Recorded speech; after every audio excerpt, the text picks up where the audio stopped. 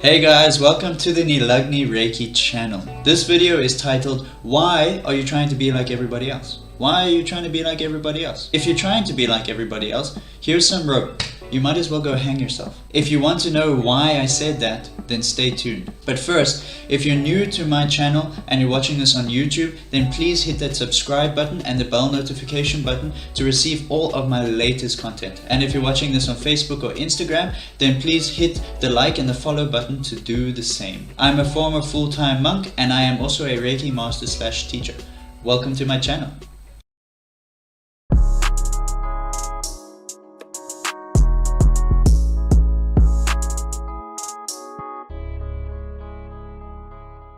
So the reason I made my first statement about hanging yourself is because if you're trying to be like everybody else, you are suffocating the real you. You see, the societal norm and our parents' expectations generally have a huge impact on the way we think about our lives. We have to go to school, go to high school, go to university, get a job, have a family, buy a house, get a car, etc. And we have to do all of this within like a certain time frame, or we're considered unsuccessful or a failure. But don't get me wrong, if you do fit in the societal norm and you do want to live up to your parents' expectations, there's nothing wrong with that. That's just who you are. But I know that there are some people out there like me who don't and won't ever fit that norm. And for people like me, that norm or trying to fit that norm is suffocating, it's damaging, and it's crippling to our radiance, our inner light, and our individual expression of who we are.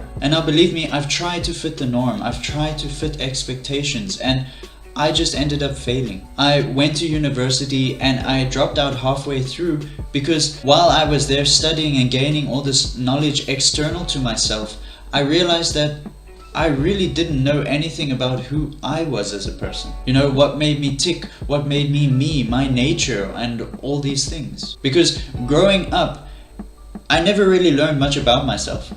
I was just geared towards trying to fit the societal norm, like most of us, which meant becoming what the world wants, but not what the world needs. And that can be dangerous. And to be honest, we can see this type of norm in both material structures and also in spiritual structures. There's this tendency to want to do things the way that they've always been done. You know, to stick to tradition, to stick to culture.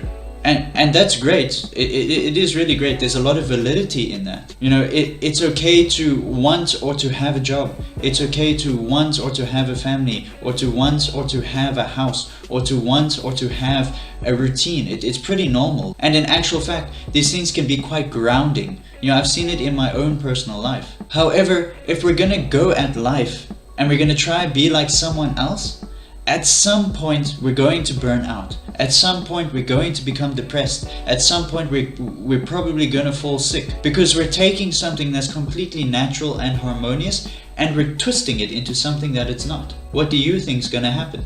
There's this really nice verse in the Bhagavad Gita that says that it's better to engage in one's own occupation, even though one may perform it imperfectly, than to accept another's occupation and perform it perfectly. And that's specifically because of what I just mentioned. Now, in my personal beliefs and in my personal opinion, I actually believe that there needs to be a balance. Everything in life is a balance. There are some traditional and cultural norms in material life and in spiritual life that can really help us grow extraordinarily. However, we should also not just accept any norms blindly, because it's when we do that we give away our individual expression of the truth. And in so many ways, the world needs us as we are, because there's only one you. And if you go and give that up, then there's no one that can replace you.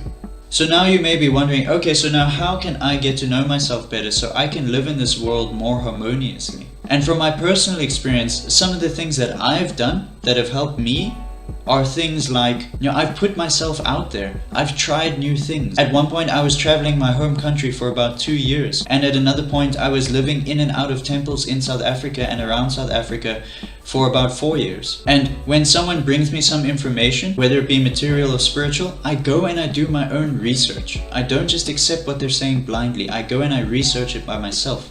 I will take some people that I admire or aspire to be like, or I see some authenticity in them, and I will match the words and I'll see if they line up. Because if they don't, then I would prefer to take the persons who I aspire to be like, who I admire, who I can see is actually living the life that I want to be living, and I'll take their words over someone else's. And on that note, I go and I look for people that I aspire to be like, who I see some authenticity in them, in both a material and a spiritual way, and I follow them and I observe them to see if their words match their actions. And if they do, then I take advice from them and I take shelter of them, so to speak. And in this way, I've slowly gained a better understanding of who I am as a person, both materially and spiritually. I also hope that this video has helped you to want to do the same. So thank you for watching and thank you for tuning in. If you're keen to read a book that will help you along your spiritual journey, because it certainly has helped me along mine,